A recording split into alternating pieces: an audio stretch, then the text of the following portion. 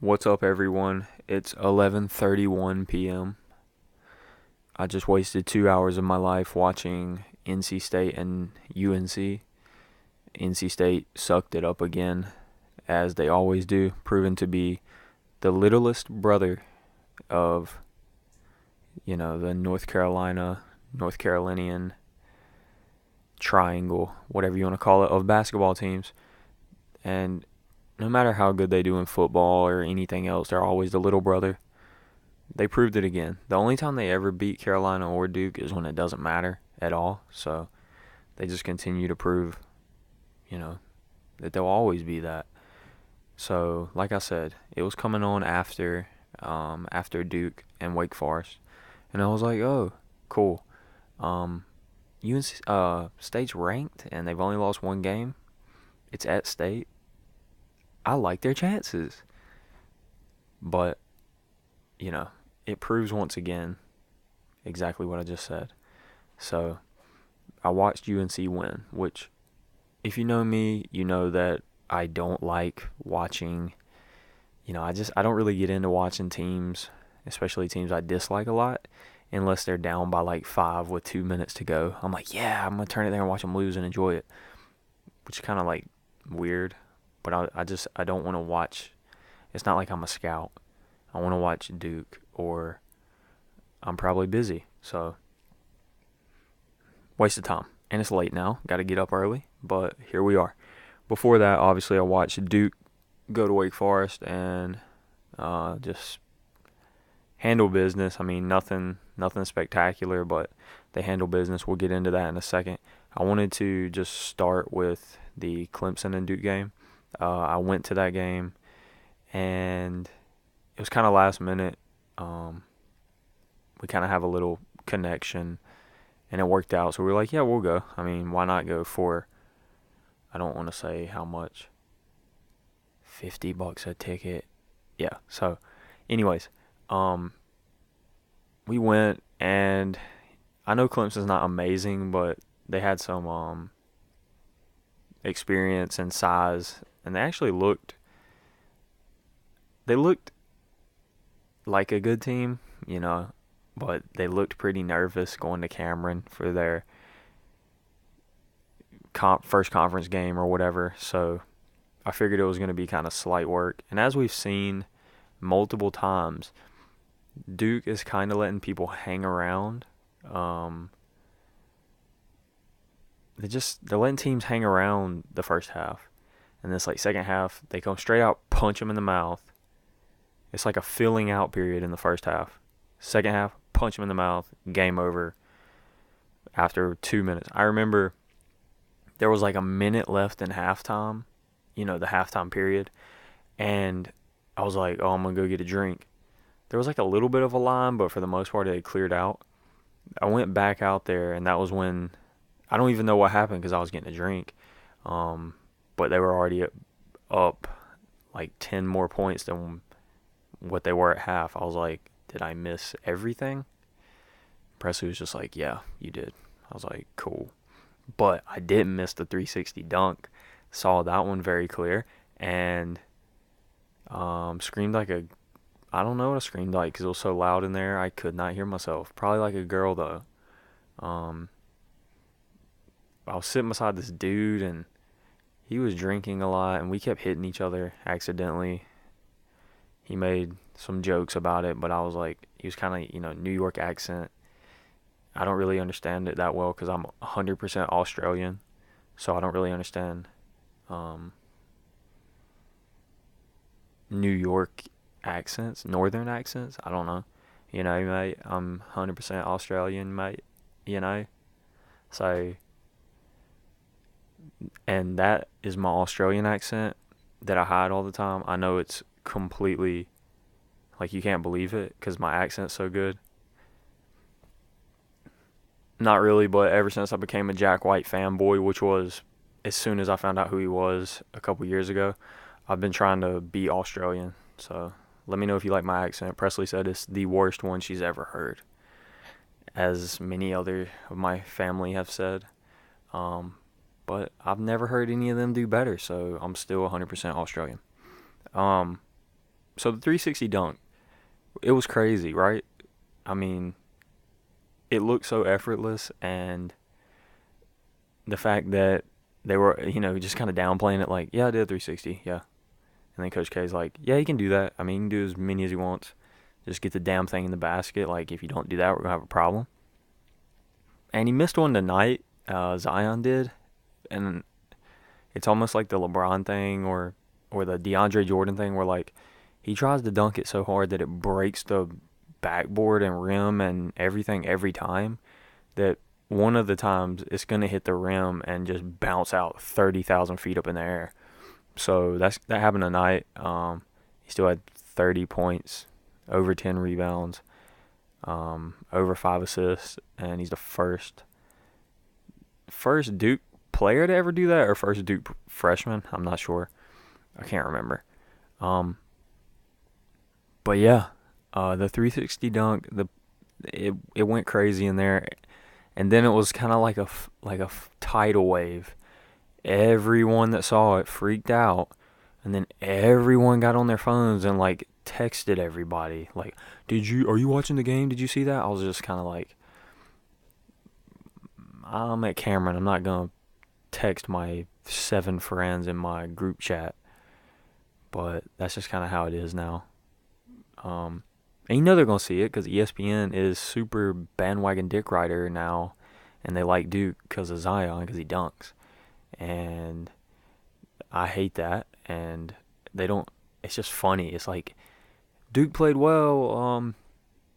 The Zion Durham Blue Devils, like, they don't mention how Trey Jones is breaking records as a freshman point guard. Things like that. It's kind of funny. I don't really like it. I don't like being that team. Kind of like I was pulling against Alabama in the little championship thing. Was it college football? Yeah. Sorry, I'm not a huge college football fan either. Just because, like, everybody likes them. It's almost like people call them the Duke of college football. And I get that because they're so good and they win a lot. But I don't think it's that similar. But the thing that I was thinking, like, I want them to lose just because I feel like they're supposed to win. And people feel that way about Duke. And when you feel like a team's supposed to win, it comes with a lot of bandwagon fans. So I guess Duke's in the same boat. For a long time, it was like, oh, Duke's got all the white guys. It's not cool to like Duke. But my point is, now that it's cool to like Duke, Drake might show up at the damn championship game or something with a Duke jersey on, Zion jersey, or at his tour or something, and it's like, we don't want the Drake curse or, whatever.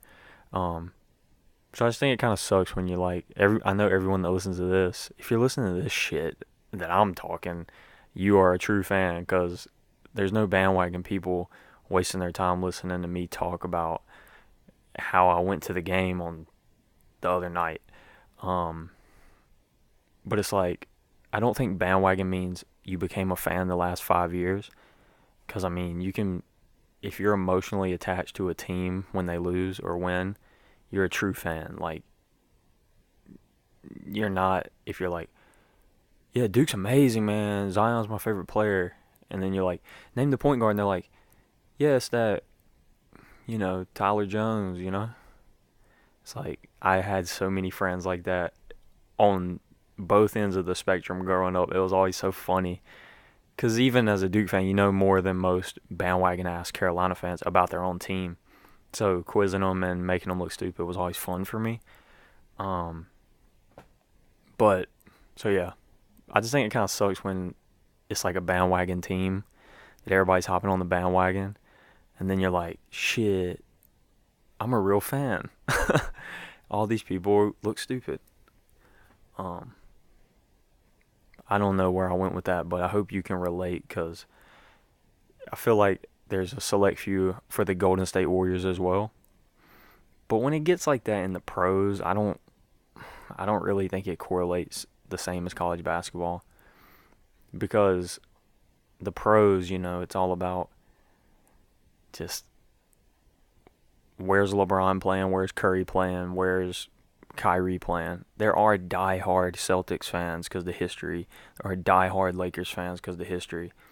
But the circle I'm in, as far as, you know, this age range of 20 to 30 years old, I feel like the games that come on TV and the games that are competitive, like LeBron, Kyrie, the Warriors, that's who you're going to tend to like, not really be emotionally attached. Like, the only reason I was emotionally attached is because I wanted Kyrie to win, and I just hated how unfair it seemed the way the Golden State Warriors were set up, just because I want to watch competitive shit. So, anyways, I mean, yeah. The one thing that I will say about Cameron, the game wasn't that great just because there was a lot of foul calls in the first half, a lot of stops in the action. So it never really picked up a pace in the first half. I don't know if that's why the crowd wasn't that great. Like, it wasn't that electric in there. I've been to non-conference games there that were not competitive at all, and the crowd was like ecstatic. So that was kind of weird. I thought first conference game, I thought it'd be kind of crazy. It wasn't as good as I've seen, and it definitely wasn't like a Carolina game, which completely understandable. But it was a little lackluster, and I wonder if that's like a trend, because just the students, I know for a fact they're not as crazy as they once were. But I don't know. I mean, I'm guessing they still get up for the crazy games. I mean, they still camp out and shit. It's getting it's getting wilder and wilder as far as how long they're camping outside and stuff. But I don't know. I guess I just expected a little more for the first conference game of the season. But when it started picking up, like Jack White blocking people, which, oh my God, he's like Batman, just because it's like he always does the right thing, and he just comes out of nowhere. Like, I know, he just comes out of nowhere and blocks the shit out of people, and never like shows that much emotion or anything. He's not afraid to take like he's not afraid to get dunked on, but he doesn't get dunked on. He just blocks people. So that was awesome. You could tell the crowd appreciated that. It was a huge applause for him when he came out of the game. And the 360 dunk was crazy. And then Duke got in a rhythm, and, it was pretty good in there. That whole setup, like outside and inside, it's like a movie. It's like magical. But, yeah. So that was that for the Clemson game. Trey Jones, most important player on the team, in my opinion. Zion's obviously up there. They're like neck and neck right now, just because the defensive and offensive end of the floor, the way Jones is doing, as far as, I'll get into this in a second, but they're going to Florida State this weekend. And if it was Duval, I'd be like, oh my God, he's just not going to do great, because he's not ready and he's not team-oriented. That's what it felt like when they would go, to an away game. And now, Trey Jones, I feel the complete opposite. I feel like he's ready to go down there in Tallahassee, and it's not going to affect him a bit. And he's probably good for one turnover at the most. By the way, he had one turnover tonight. Trey Jones, you need to go sit on the bench. One whole turnover. Used to you having no turnovers, so you need to tighten up, man. Can't have that. So, yeah, but I feel like he's just ready. It doesn't matter who he's going against. It doesn't matter where, when. He's just the constant of the team. I almost hate it when, I keep saying, I'm sorry, it's been a minute. A little rusty. Gotta not do that. When RJ or Zion gets a rebound and takes it down the court and isolate or run a play or anything, and then Trey Jones is just over there in the corner, I'm just like, Man, I kind of wish they just give the ball to him and let him do his thing because I know he's not going to turn it over. I know he's not going to take a selfish shot, and I know he's not going to be stagnant. So that's who I want touching the ball every possession. I get sometimes fast break, coast to coast, crazy stuff. He's not going to touch the ball. But some of the offensive possessions that end up in a stupid three or a fadeaway mid range or, a turnover, I'm just like, should have got the ball to Trey Jones with 20 seconds left on the shot clock, and let's see what happens. There's so many times a night against Wake Forest, he drove, kicked it out to Reddish, really got Reddish going. It was like he was making a point to keep getting the ball to Reddish because he knew Reddish was struggling. And he hit some big shots and stuff where he drove and drew a foul, Trey Jones that is, or got Zion, just, oh my God, sorry. Got Zion the ball and just all around A-plus point guard as a freshman. I think he'll probably go pro if it continues, just because the same situation with Tyus, like Ja and Justice, and they went pro, and it was just like, I'm not going to stay here. I can go pro and get drafted right now, so I'm going to go. If that's the case for Trey Jones, which he's mock first-round pick, as long as everything keeps trending upward, he's going to stay there and move forward more probably. That's just, especially with his own ball defense and defensive awareness every single possession. Not one single possession off. You just know people are going to start seeing that and make it a priority to want him. So, but I kind of hope he stays. I really like him on the team. So that was the past two games, same situation. Him just doing everything right, and Jack White doing everything right. Jack White didn't score tonight, but he had 5 blocks, and just does the right thing, and is just always in the right spot, and is not afraid to be the last line of defense for anyone trying to score. I really like that. He fights for rebounds, and he can knock down a three also. He was stroking in the Clemson game, and the crowd was loving it. It was wild. So if he keeps that up, and then Javin, I mean, I haven't always been the highest on Javin, but the fact that he hasn't missed a shot since, I don't even remember when, beginning of December or something. The past 5 or 6 games, he's 19 for 19, I think. You can tell he's playing within his role. Jack White's playing within his role, and it's just building confidence. Even Bolden is playing in his role.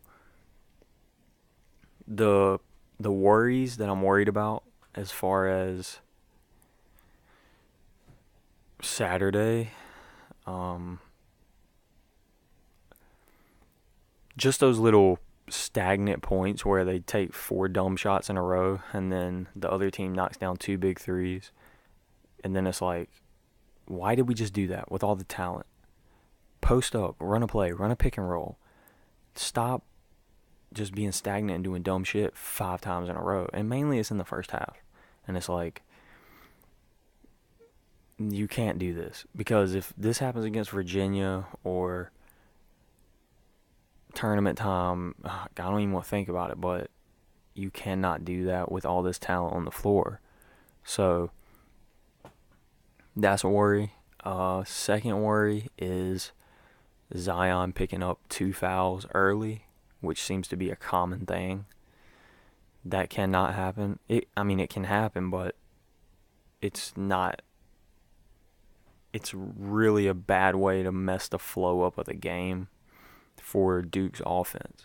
He brings so much energy the way he goes hard every single play, offensive and defense, which is why he picks up fouls. But that energy sent to the bench, and then it's almost like he can kind of fall into a cold spell, or he can get jittery over there on the bench, come back in, and commit his 3rd foul really fast. So that's always a worry in my mind too. It's always a worry with like the best players. Last year that was my worry with Bagley and Carter. This year is my worry with Zion. Um, so that, and then last, I guess, pretty much Cam Reddish. I'm seeing him go up and down. You know his potential because you see how good he did at the beginning of the year. And he struggled very bad. I mean, at the Clemson game, he looked bad almost the whole game. He just looked not confident, not playing at his speed, and almost like he felt like when he got the ball, like, now I can do it. I can do good. And he just struggles and fails or makes a mistake or dribbles off his foot, whatever it is.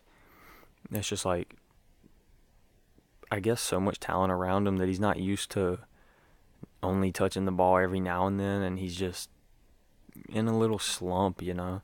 He just has to find that confidence back, and he's getting there because the beginning of the game tonight, he looked like he was blind the way he was shooting the ball, and he also had a few quick turnovers.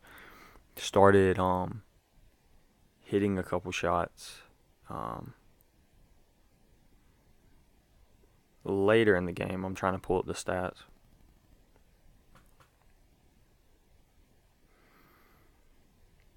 And he ended up with 10 points. 4 for 9 from the field. Hit 2 threes, which was good. 4 turnovers. Zion also had 4. RJ had 4. I'm less worried about the Zion and RJ ones. I'm more worried about the Cam ones. Just because the way he's been trending. But towards the end of the Wake Forest game, he looked a lot better. So, I hope that's a good thing, a good sign of things to come, yeah. If not, I don't know. I see what Coach K's doing, kind of, because he's not relying on O'Connell like, oh, Cam isn't ready. I need to start playing other players. He's trying to let Cam work through it because they beat the hell out of Wake Forest and Clemson. So he's trying to let Cam work through it because he knows what Cam's potential is. So he's like, work it out, man. You're fine. Keep shooting. Keep dribbling. Keep doing everything. Giving him confidence. And I like that because, like I said, we all saw him light up multiple teams at the beginning of the year. This whole season felt like a blur with all these ass stompings, though. Except for the Gonzaga slip-up and Texas Tech. That was a tough game. So I think he's letting them work through it. But Saturday, against Florida State, they're really good. I saw they announced during the Carolina game that tickets in the lower bowl of the game Saturday are going for like $2,500, some of them. So, ouch. Yeah, I won't be attending that. But those are my worries. Zion foul trouble, Cam, I have a good feeling he's going to get back in his groove. But they really need him. He's extremely good. He can light it up like Gary Trent did last year at times. Just like they just keep finding him. He just keeps knocking down big shots like it's nothing. He just gets in that groove like he's a shooter, shoot, you know. But he's also multi-talented with his size and quickness. And I saw him pump fake and drive baseline dunk. Like, he's perfectly capable of doing those kind of things all the time. I just think he kind of gets out of a rhythm with RJ and Zion carrying a heavy workload too. But that's kind of it. Like I said, I just think Zion and Trey are constants. Zion just does crazy stuff every game, to where he does so much.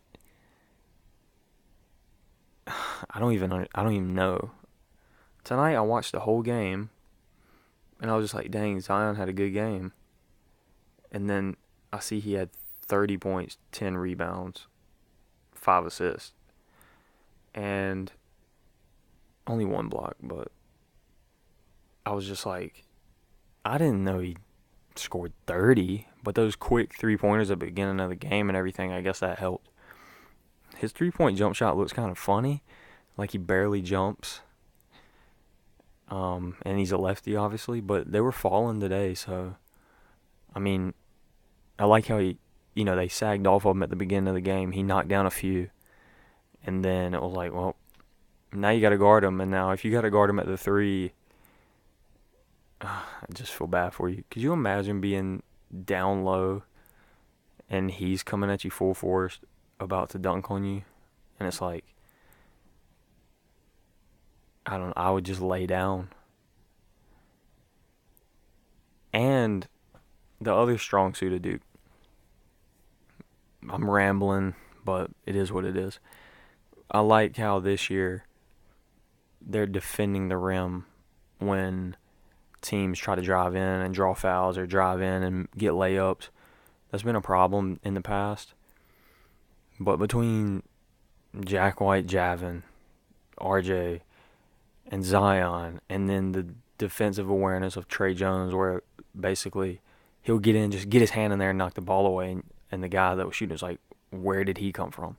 Then you got the towers in there, and you got the depth where if Javin, hard foul or Bolden or somebody, it's not the end of the world. That's just been huge because, in man-to-man, Duke has been beat off the three-point line tons of times, and then the guy down low just fouls the shit out of the guard or doesn't rotate or whatever. But this team is a lot better with that, so I like that. So all in all, it's looking good. 2 good wins. Stagnant in the first half both times.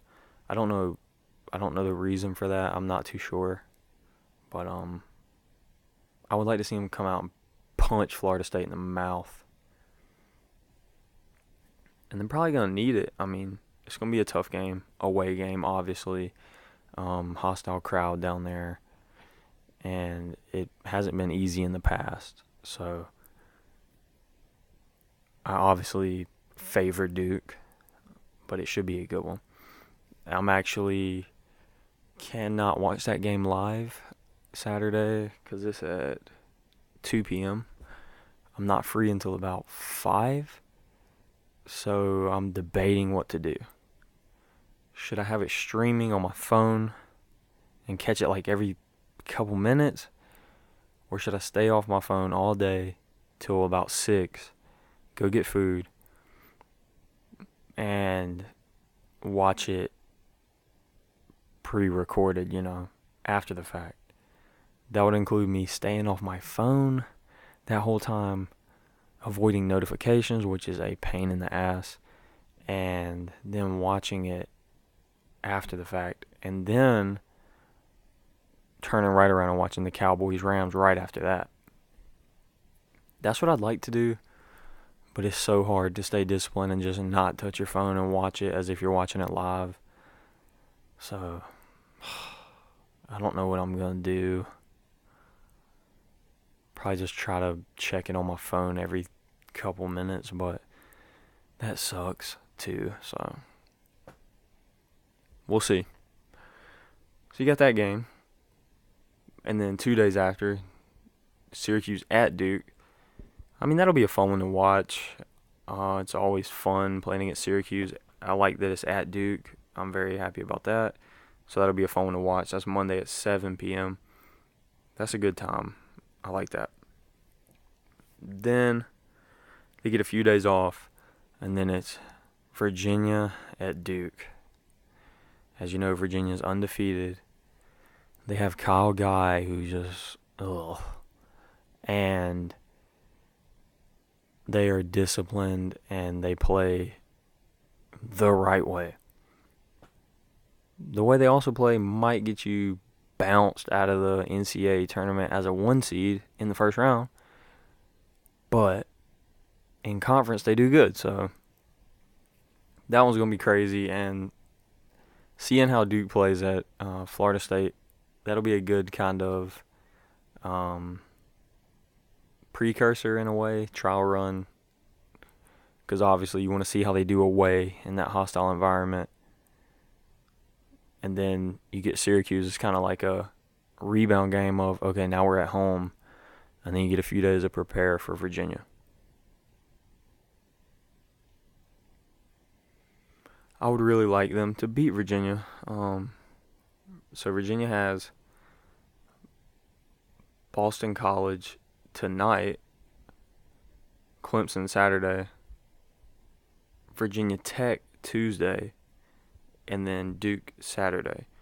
So they have a extremely tough game Tuesday before they play Duke against number 9 Virginia Tech, who's no slouch either. A lot of experience, very well coached team. You saw that last year when they beat Duke's ass. But that's at Virginia. I mean, I guess, I don't know. Virginia and Virginia Tech. And then Saturday against Duke. So they don't have an easy schedule up until then. They have 4 games and, a little over a week. So it's gonna be fun to see that matchup. I'm looking forward to it. I don't know. What do you guys think? Like, do you like the chances of Duke this year? Do you like what you've seen so far? What do you not like? I saw people giving Cam Reddish a hard time, but it's early in the season. They need to chill the fuck out. I might have a section where I just complain. Cam Reddish people, chill the hell out. Black uniform curse people, chill the hell out. People trying to coach the team, like, you can give your opinion because that's all people do these days. That's why social media is a thing. You can put your opinion out there and act like people care. That's what I'm doing right now. But people trying to coach the team and tell, Coach K what to do. I'm sure they're probably working on some things. So chill the fuck out. And people who don't like Chick-fil-A, calm the hell down. Like, okay, that's it. That's it for all that. Oh, I forgot. Sorry. It's too late, man. I don't even know if I'm going to put this out. It's so fuzzy because it's just late and I wasted 2 hours of my life watching UNC. I think I favor Duke. I mean, Duke should always be favored, but I like their chances. I like their chances more at Duke against Virginia than I do Saturday at Florida State. But I still give them the advantage. ESPN has them a 70% chance matchup predictor. The crazy thing is obviously the fact that, Zion could have 20, 10, and 10. And then you won't even hear about the fact that RJ dropped 40. And that's the craziness about how talented this team is. I mean, and then Trey Jones could have 10, 10, and 10 also. You won't hear about that on ESPN. You won't hear about Trey Jones. You won't hear about Jack White. You won't hear about Javin not missing a field goal. But you'll hear that Zion dunked. But that's fine with me because I watch the games and I don't care what ESPN says because they suck. I don't really like this ESPN Plus app thing either. I pay for the channel on the TV, Like, I don't really want to stream it too on my phone and have to pay extra. So I might have to find a way around that because, it's $7 a month, but when you add up $7 a month for that, $7 a month for Netflix, $7 a month for $10 a month for Apple Music, $10 a month for what else? Just another stupid app like Hulu or some shit. I don't know. I don't even know what that is. But like, come on, ESPN. It's just kind of dumb. I'm glad they got the UFC though. I will get it for the UFC and Duke, obviously. But yeah, I'm looking forward to it. I think the biggest surprise so far is Jack White just being so constant.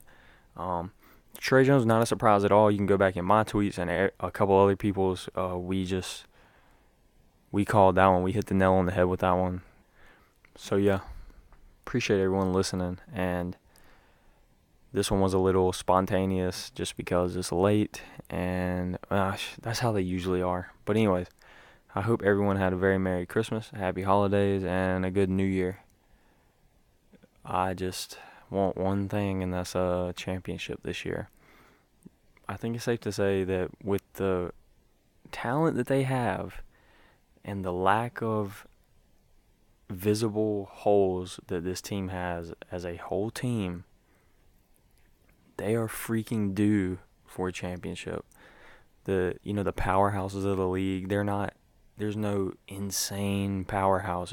It's Duke this year.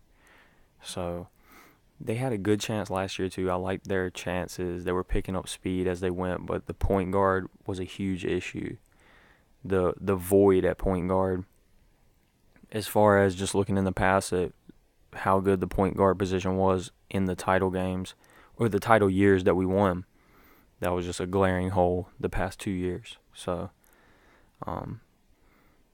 I just am really hoping so. But yeah, shoot me your thoughts. Thanks for listening. I will work on not saying and so much next time. Hope everyone has a great week. And I don't know, maybe you could just text me, tweet me updates throughout the game. Let me know who's doing terrible. And I know the last game that I tried to stay in, I was in a church thing all day. And it was last year when they lost against, I can't even remember who. I think it was the Madison Square Garden game last year. So I hope that's not the similar situation this time. And I don't think it will be. I like their chances. I'll take Duke by 9 on Saturday. Talk to you guys soon. Thank you for listening, and have a good week.